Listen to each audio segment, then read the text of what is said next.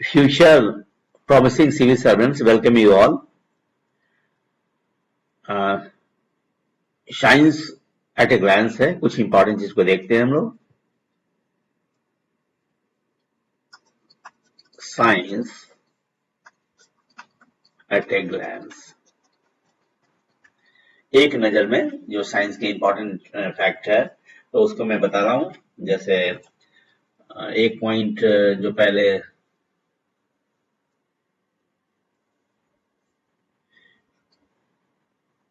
पहला जो पॉइंट है हमारा वह CaSO4 half H2O, this is called plaster of Paris। पूछता है एग्जाम में। नेक्स्ट हम आते हैं फिर लाइम को हम लोग क्विक लाइम भी बोलते हैं, क्विक लाइम, और इसका फॉर्मूला होता है calcium oxide CaO, remember. Next फिर आते हैं हम लोग ये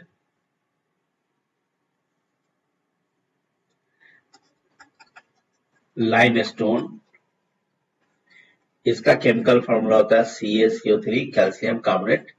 ये नेचुरली अकेरिंग सेडिमेंट्री रॉक है, नेचुरली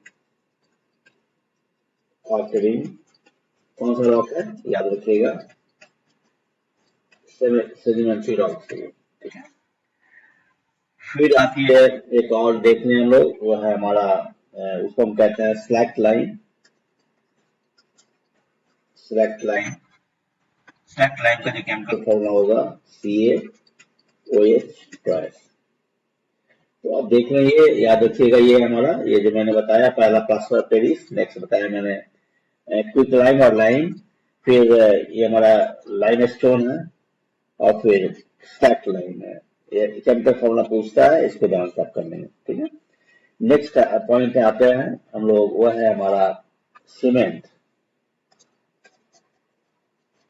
तो सीमेंट के जो कौन कौन से कंपोनेंट्स होते हैं उसको मैं बता देता हूँ।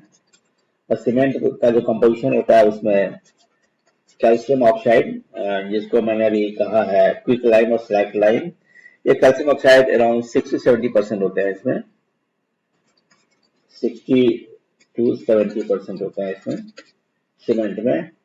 नेक्स्ट टू कैल्शियम लाइम, ये इसमें होता है Si2 सिलिकॉन ऑक्साइड, फिर इसमें होते हैं तुम्हारा Al2O3, नेक्स्ट फिर जो होगा वो आयरन ऑक्साइड होते हैं Fe2O3। याद रखिएगा, ये पूछता है कि सीमेंट का जो सीमेंट में कौन कौन से कंपोनेंट्स हैं। तो पहला याद रखेंगे, ये कैल्शियम ऑक्साइड मैंने बताया, सिलिकॉन ऑक्साइड बताया, आयरन ऑक्साइड बताया, ये Fe2O3 आयरन ऑक्साइड बताया। Okay, next come to the glass. हम ग्लास की बात करते हैं। नेक्स्ट ग्लास की, ये ग्लास, इसको सोडा ग्लास बोलेंगे, और सोडा ग्लास का जो केमिकल कंपोजिशन है वो ये है, देख लीजिए, Na2O CaO और ये 6SiO2। याद रखिए, this is the chemical formula of glass. इस पर ग्लास का निर्माण होता है, उसको हम कहते हैं, जिसमें पॉट में होता है, जिस डिवाइस में होता है उसको कहते हैं टैंक फर्नेस। क्या बोलेंगे हम लोग? Tank furnace.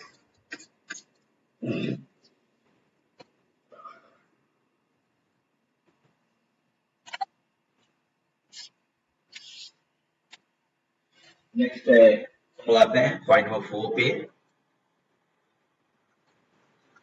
4 में जो आपका है वो है स्टील। स्टील के कौन कौन से घटक होते हैं याद रखिए, सवाल पूछे जाते हैं। ये आयरन और इसमें कार्बन होते हैं स्टील में, याद रखिएगा, आयरन एंड कार्बन। फिर एक टर्म आता है स्टेनलेस स्टील, और स्टेनलेस स्टील में क्या क्या आएगा हमारा, इसमें आयरन तो होगा ही, कार्बन तो होगा ही, इसमें आपका क्रोमियम भी होता है, निकेल भी होता है, मोलिब्डेनम भी होता है, मोलिब्डेनम। तो याद रखिएगा हमारा स्टेनलेस स्टील क्या है, ये एलवा है, एलवा। किस किस एलिमेंट्स का? आयरन हो गया, आपका कार्बन हो गया, not CO, this is your C in fact, iron, carbon, chromium, nickel and molybdenum. ये एलॉय की बात हो रही है हमारी। स्टील, स्टेनलेस स्टील की बात हो रही है। ये स्टील था ऊपर में, स्टील में सिर्फ आयरन कार्बन होता है, और स्टेनलेस स्टील में आयरन कार्बन के साथ साथ क्रोमियम, निकेल एंड मोलिब्डेनम भी होते हैं, रिमेंबर। ये जो नेक्स्ट आते हैं हमारा,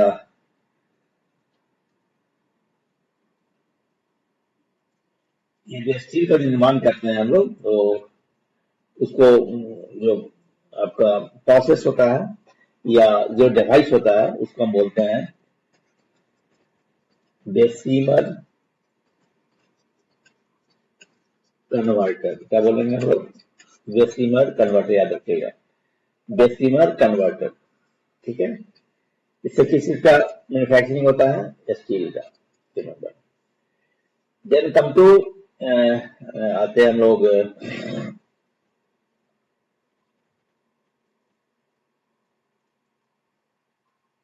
और ये जो स्टील जो बनता है, एक चीज और बता दूं कि ये जो स्टील का निर्माण होगा, this is from pig iron. Pig iron से डेसिमल कन्वर्टर में स्टील का निर्माण होता है, right. Now then come to से आपका point number 5, power of a lens. इस लेंस का पावर, इसके लिए होता है formula P is equal to 1/f। मतलब क्या हुआ? P क्या है? पावर है लेंस का, और F क्या है? फोकल लेंथ है, फोकल लेंथ। आने का F का मान बढ़ेगा तो P का मान घटेगा, और F का मान घटेगा P का मान बढ़ेगा।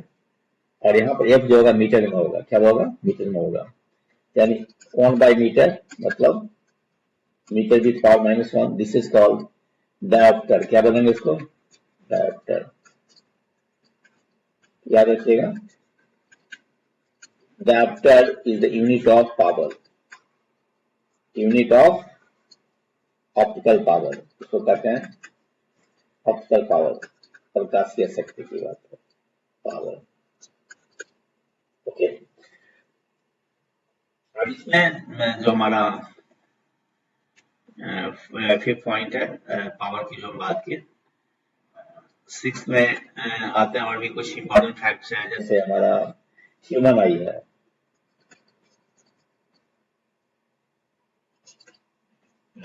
सीट को ले लेते हैं।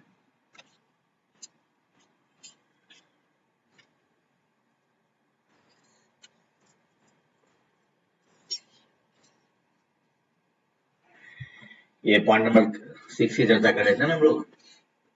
यस, पॉइंट नंबर 6 की चर्चा हम लोग कर रहे हैं। 6 में क्या है हमारा? ह्यूमन आई। ह्यूमन आई क्या है? ये नेचुरल कन्वेक्स लेंस। क्या है? Natural convex lens. ठीक है, और इसका जो लिस्ट डिस्टेंस डिस्टेंस विजन कितना होता है? 25 सेंटीमीटर, याद रखिएगा। List distance of distinct vision, स्पष्ट दृष्टि की न्यूनतम दूरी मानव आंख के लिए कितना है? याद रखिए 25 सेंटीमीटर। रिमेंबर, ये पूछता है सवाल। अब जो हमारे ह्यूमन आई में जो डिफेक्ट्स होते हैं, defects of human I, defects में जैसे मान लिया आपका मायोपिया हुआ, नेक्स्ट हुआ हाइपरमेट्रोपिया,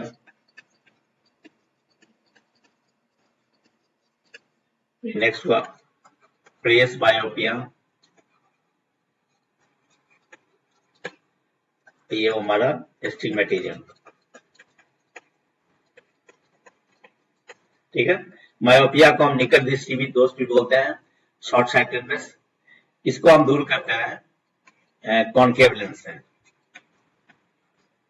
ठीक है, और कॉन्केव जो लेंस होता है ये आपका डाइवर्जिंग लेंस है। क्या है ये? डाइवर्जिंग लेंस है, और डाइवर्जिंग लेंस जो होते हैं उसका पावर जो होता है नेगेटिव होता है, याद रखिएगा।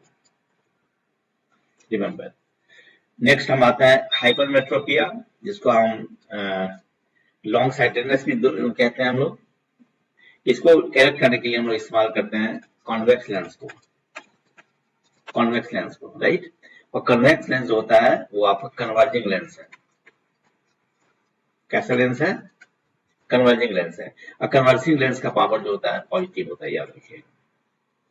तो हाइपरमेट्रोपिया जो हम यूज करते हैं कॉन्वेक्स लेंस है, जिसके पावर आपके चूंकि कन्वर्जिंग लेंस है पॉजिटिव होते हैं। नेक्स्ट हम लोग करते हैं, आइए, press बायोपिया।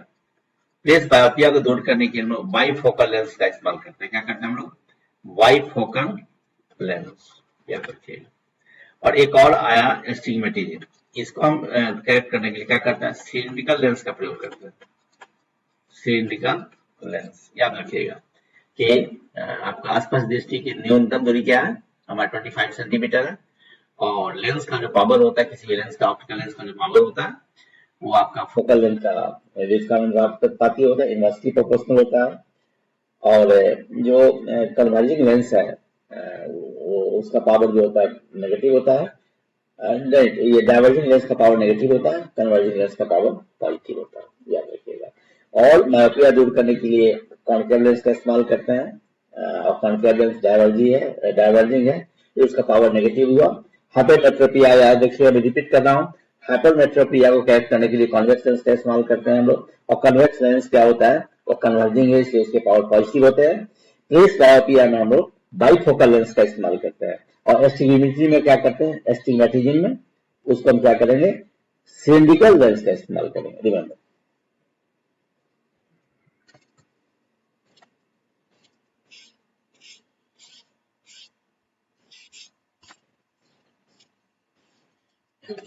The point number 6. Now just follow. Now come to the point number 7. अब 7 में जो हम लोग देख लेते हैं वो ये हमारा एलवाइस को देखते हैं। कुछ इंपॉर्टेंट है, ये पूछते हैं इससे, जो क्या बोलते हैं मिश्र धातु, क्या बोलेंगे इसको? मिश्र धातु एलवाइस को। अब एलवाइस में जैसे हम नाइक्रोम की बात करते हैं तो ये सवाल पूछता है कि नाइक्रोम किसके एलवा है, ठीक है। तो नाइक्रोम में जान लीजिए क्या क्या होता है। नाइक्रोम में निकेल होता है 60%, रिमेंबर। नेक्स्ट तो निकेल जो होता है आयरन होता है 30, ये 26% है। और इसमें आपका क्रोमियम भी होता है 12%, ठीक है। फिर मैंगनीज भी होता है में 2%। अब कंफ्यूज नहीं करेंगे कि नाइक्रोम, अगर क्वेश्चन आता है नाइक्रोम किस किस के एलवा है तो याद रखिएगा नाइक्रोम में निकेल 60%, आयरन 26% और क्रोमियम 12%, मैंगनीज 2%, ठीक। नेक्स्ट तो हम लोग नाइक्रोम के बाद एक और हम आपका एलवाइस की चर्चा कर देते हैं, वह है मैंगनीन। मैंगनीन में क्या क्या रहेगा देख लीजिए, किन किन कौन कौन से एलिमेंट्स है मैंगनीन में। मैंगनीन में कॉपर है Cu, ये लगभग आपका 84% होगा, 84% Cu, ठीक है। फिर कॉपर होगा, फिर Mn होगा, मैंगनीज होगा इसमें Mn, ये लगभग हमारा 12% होता है। नेक्स्ट होता है निकेल, ये लगभग 4% होता है, याद रखिएगा। तो मैंगनीन किस का एलवा है? तो manganin is the alloy of copper 84%, manganese 12% and nickel 4%, right. Next point 8 से ड्राई सेल, शुष्क सेल जो प्रॉक्सिमल में आप इस्तेमाल करते हैं। ड्राई सेल में जो इलेक्ट्रोलाइट होते हैं, ये भी क्वेश्चन पूछते हैं अक्सर, क्या इलेक्ट्रोलाइट्स होते हैं? तो याद रखिएगा ड्राई सेल का इलेक्ट्रोलाइट्स होता है NH4Cl plus ZnCl2, okay, ammonium chloride plus zinc chloride. उसके बाद इलेक्ट्रोड्स कौन कौन से होते हैं ड्राई सेल में? कार्बन जो होते हैं पॉजिटिव होते हैं, सेंट्रल लोकेटेड होते हैं। और आपका जिंक जो होता है वो पॉट होता है, ये नेगेटिव तरह काम करता है। फिर उसमें क्या होता है, एक डीपोलराइजर होता है, डीपोलराइजर सेल के अंदर होता है, वो आपका MnO2 होता है, मैंगनीज डाइऑक्साइड। याद रखिएगा कि अगर ड्राई सेल के बारे में पूछा जाए कि ड्राई सेल में इलेक्ट्रोड्स कौन कौन है, 4 ऑप्शंस में, तो आप देखे रहेंगे तो कहेंगे आप test of NH4Cl and ZnCl2। Next electrolytes कौन कौन सा है, तो कार्बन पॉजिटिव है, सेंट्रली लोकेटेड है, और जिंक जो है हमारा नेगेटिव है। ठीक है, डीपोलराइजर के रूप में कौन सा सब्सटेंस का यूज होता है, तो याद रखेंगे manganese dioxide MnO2। Okay,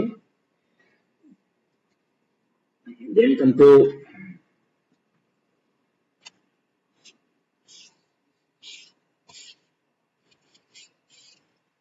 seven है।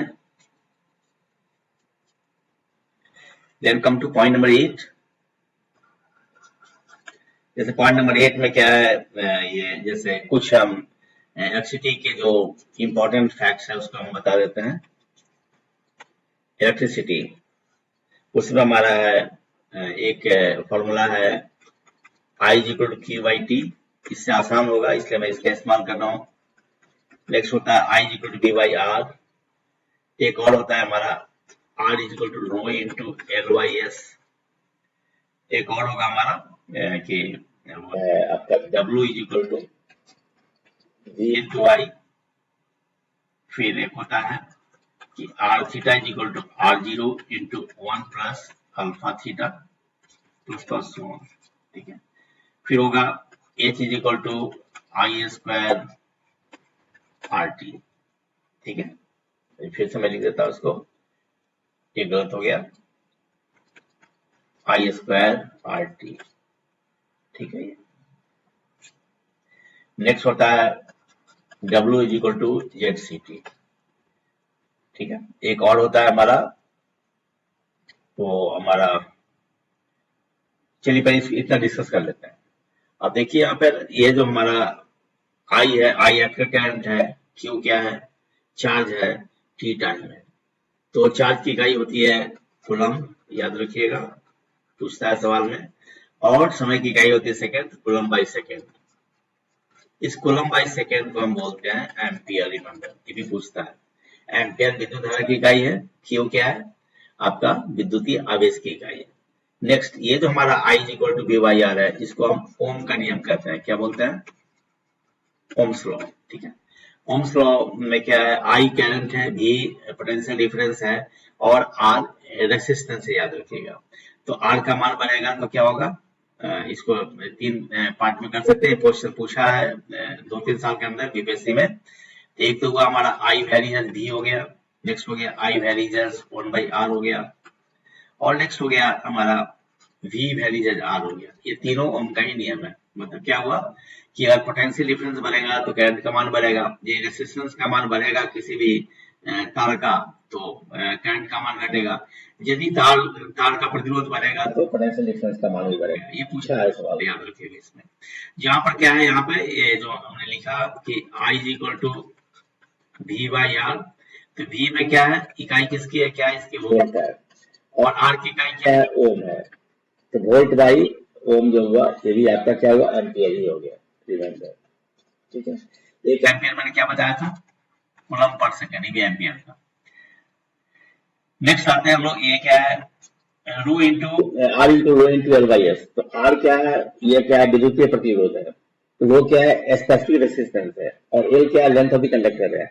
S क्या है, cross section area of the wire है। तो इसको भी ऐसे भी क्वेश्चन दे सकते हैं, देता है एग्जाम में। तो देख लीजिए कि R वेरीज L हो जाएगा, R वेरीज 1/S हो जाएगा।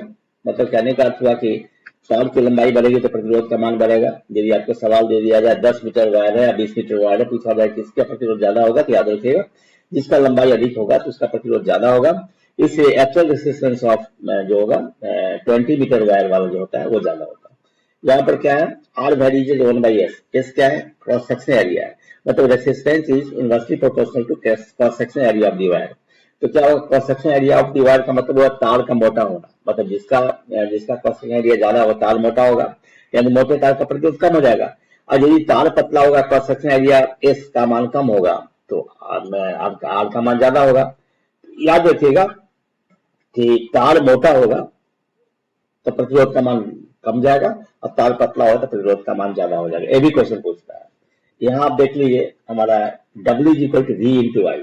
यहाँ क्या है, ये V वोल्ट है, ये एम्पियर है। तो अब ये देख लीजिए यहाँ पे मैं रिपीट करता हूँ कि वोल्ट इंटू एम्पियर, ठीक है। और वोल्ट इंटू एम्पियर को हम क्या बोलेंगे, पावर बोलेंगे, जिसको हम बोलते हैं वाट।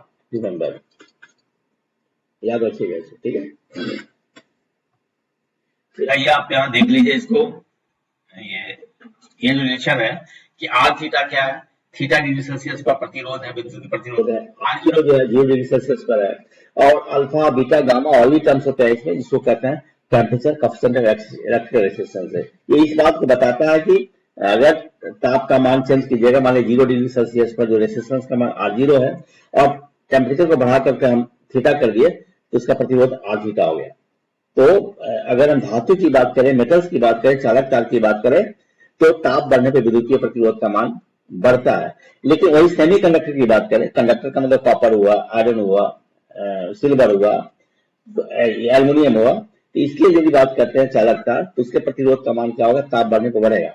लेकिन वही अगर हम ये सेमी कंडक्टर है, जैसे जर्मेनियम और सिलिकॉन है, उसके टेम्परेचर को बढ़ाएंगे तो रेजिस्टेंस का मान घटता है, उल्टा होता है, याद रखिएगा, ठीक है।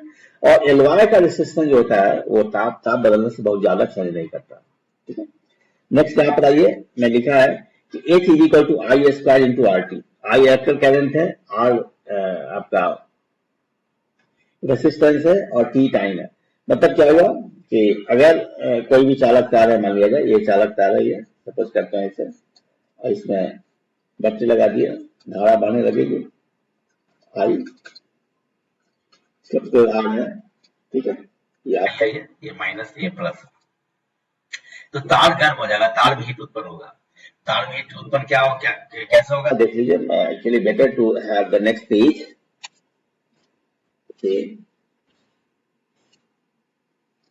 ये हमारा चर्चा जो हम लोग कर रहे थे, H is equal to I square into R into T.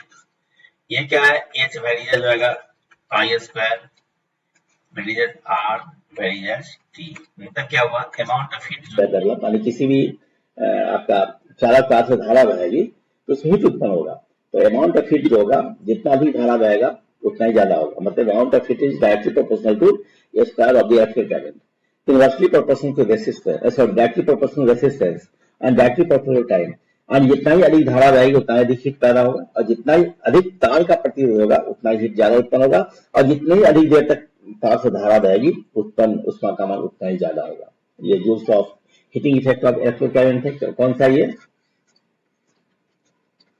Joules law of heating effect of electrical current हो गया, जिसका इस्तेमाल हम लोग जो भी हमारा आपका इलेक्ट्रिकल फ्यूज है, या फिर ओवर लोडिंग होता है, शॉर्ट सर्किटिंग होता है, या फिर हमारा जो इसका जो भी हमारा हीटिंग एलिमेंट्स होते हैं किसी भी इलेक्ट्रिकल डिवाइस में, जैसे टोस्टर है, हीटर है, आयरन है, सब में heating effect of electrical current का जो है उसी का इस्तेमाल होता है। तो याद रखिएगा, यदि प्रश्न पूछा जा सकता है कि जो भी हमारा हीटर है उसका सिद्धांत क्या बोलेगा, heating effect of electrical current, विद्युत धारा का उसमें प्रभाव, राइट। नेक्स्ट आता है हमारा कि एक और मैं लिख ही देता हूं यहाँ पर कि W is equal to Z into C into T. ये फॉर्मूला है। W क्या है, मास, जेड क्या है, इसको कहते हैं हम लोग इलेक्ट्रोकेमिकल इक्विवेलेंट, इलेक्ट्रोकेमिकल इक्विवेलेंट। सी क्या है, इलेक्ट्रिकल करंट, विद्युत धारा है, और टी क्या है, टाइम है। एक्चुअली है क्या कि जब भी कोई आप इलेक्ट्रोलाइट है, अगर उस इलेक्ट्रोलाइट में अगर हम 2 रॉड डाल देते हैं, ठीक है, तो क्या होता है, उससे अगर धारा बहाते हैं किसी इलेक्ट्रोलाइट से, तो वो क्या है, इलेक्ट्रोलाइट टूट जाता है, पॉजिटिव और नेगेटिव टूट जाता है। तो किसी इलेक्ट्रोड पे वो पदार्थ डिपोजिट हो जाएगा। जैसे हम कॉपर सल्फेट की बात करते हैं तो क्या होगा, CaSO4 का अगर हम इलेक्ट्रोलिसिस कराते हैं विद्युत विच्छेदन कराते हैं, मतलब उसको तोड़ते हैं विद्युत सप्लाई करके। जैसे हम उसमें ये आपका कॉपर का प्लेट, जिंक का प्लेट, एक पॉट ले लें और पॉट में क्या है, कॉपर का प्लेट और जिंक का प्लेट डाल दें और धारा बहा दें, तो क्या होगा, टूट जाएगा। सॉल्यूशन जो रहेगा तूतिया के एक्व सॉल्यूशन का, सॉल्यूशन ऑफ कॉपर सल्फेट, तूतिया जिसको बोलते हैं, ब्लू विट्रोल बोलते हैं, नीला छोटा। तो Cu++SO4 होगा, तो क्या वो Cu++ नेगेटिव प्लेट पर जाएगा और वह जमा हो जाएगा। तो यही हमारा ये जो आप देख रहे हैं W, this is the mass deposited of the substance. और क्या है, C धारा का है और T टाइम है। तो क्या है, जितना ही अधिक धारा बहेगी किसी इलेक्ट्रोलाइट से, उतना ही ज्यादा वो क्या होगा, सब्सटेंस डिपोजिट होगा। अगर कॉपर सल्फेट है तो कॉपर डिपोजिट होगा, अगर जिंक सल्फेट है जिंक डिपोजिट होगा। और जितना ही अधिक देर तक धारा रहेगी उतना ही अमाउंट ऑफ द सब्सटेंस जो है इलेक्ट्रोड पर डिपोजिट होगा। इसको हम कहते हैं फैराडेज लॉ ऑफ इलेक्ट्रोलिसिस। क्या बोलते हैं इसको? Faraday's law of electrolysis.